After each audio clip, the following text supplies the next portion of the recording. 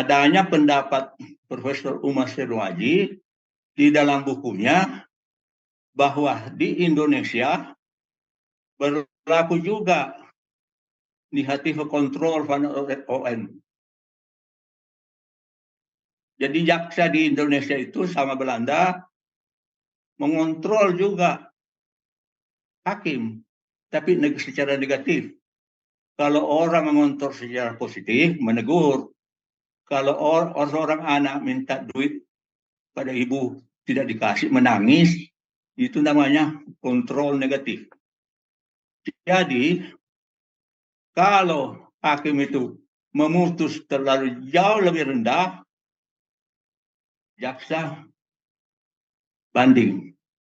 Dan juga kalau terlalu tinggi, juga jaksa banding. Karena itulah gunanya ada resikutor jaksa. Jadi inilah yang paling adil menurut saya. Jangan terlalu tinggi dari ini, jangan terlalu rendah dari ini. Jadi kalau jaksa menuntut 8 tahun, baru dihukum 20 tahun, itu terlalu jauh ke atas ya. Begitu juga menuntut 12 tahun, baru dihukum 1 tahun 6 bulan, itu terlalu jauh ke bawah. Jadi berdasarkan kontrol negatif ini, jaksa akan banding. Itu masalahnya ya. Itulah 3 masalah yang saya kemukakan. Ya, jadi masalah penting ini ya. Nah, bagaimana nanti sikap jaksa, kita belum tahu.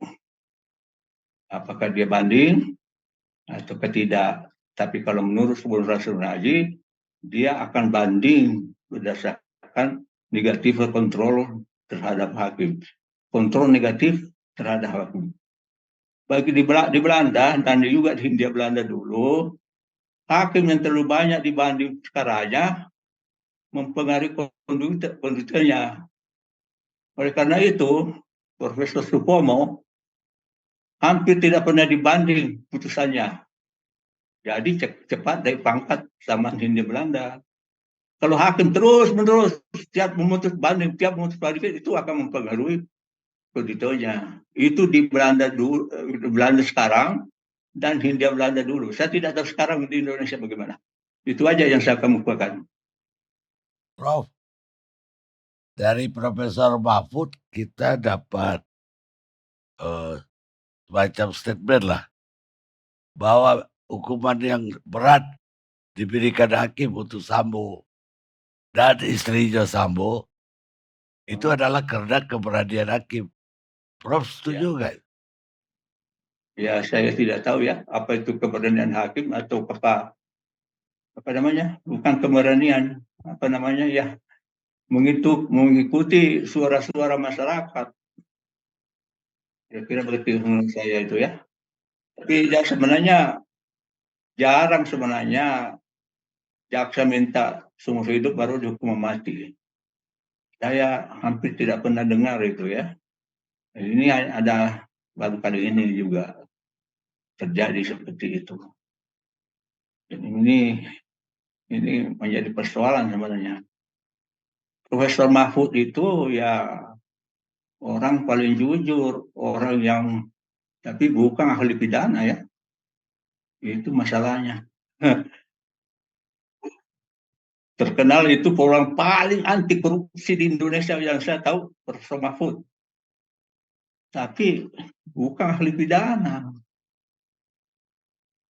Ya kan? Iya. Di Indonesia itu jarang sekali ahli pidana sebenarnya.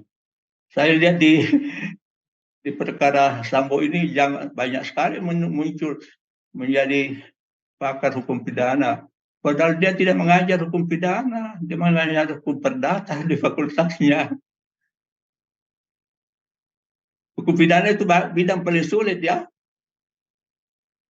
Bidang hukum yang paling sulit adalah hukum pidana. Maka itu ada profesor Belanda datang ke rumah saya mengatakan, kalau mau ketemu sarjana hukum paling pintar, pergi ke kejaksaan. Karena jaksa harus menguasai hukum pidana dan itu bidang hukum yang paling sulit. Ya kan? Tapi ini jangan sampai notaris marah, sampai notaris bukan saya mengatakan begitu ya. Ini profesor Belanda ini. Kalau mau ketemu Belanda, sarjana hukum yang tidak begitu pintar di Belanda, katanya pergi ke notaris karena sudah ada di komputer itu. Ya. Wah, maka notaris marah kepada saya. Bukan saya bilang begitu, profesor Belanda. Ya, kan? Nah, itu bidang paling sulit. Tidak boleh orang seberang-seberang bicara hukum pidana itu. Paling banyak teori di situ. Sulit sekali kan? Jadi saya itu masih terus belajar hukum pidana sampai sekarang. Belum merasa pintar. Saya mempunyai buku 14 buku pidana bahasa Belanda, 15 bahasa Indonesia, 11 bahasa Inggris. Karena corona ini maka saya kesempatan baca itu semua. Sampai saya menulis buku perbandingan hukum pidana 18 negara. Jadi selama corona ini saya sudah baca sebenarnya 20 kafe di dunia.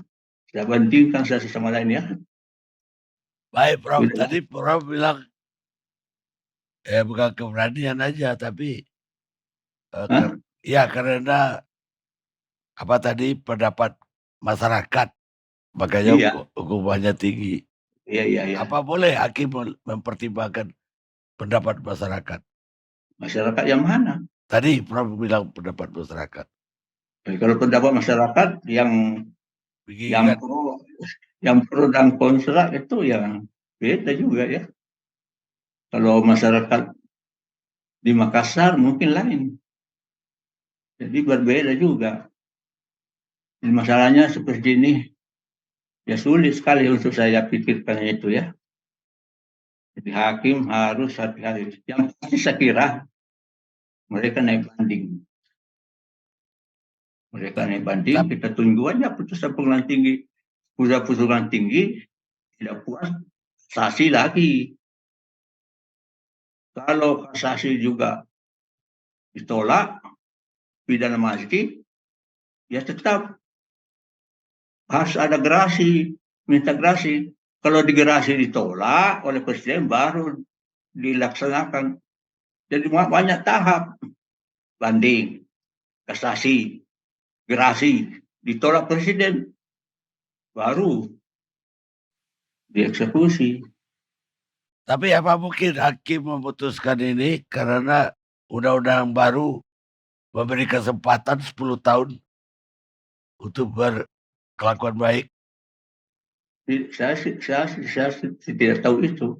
Tapi yang jelas, kalau 3 tahun lagi belum ada putusan sampai eksekusi mati Sambo ini, ya pasti diberlakukan. Ya, 10 tahun dia berbuat baik, dia ubah menjadi seumur hidup atau 20 tahun. Pidana seumur hidup sudah ada undang-undang pemasyarakatan. Pidana seumur hidup setelah berapa 15 tahun berbuat baik dapat diberikan pelepasan bersyarat. apa Ya. mungkin gara-gara itu hakim hukum mati? Saya tidak tahu, tanya aja hakimnya.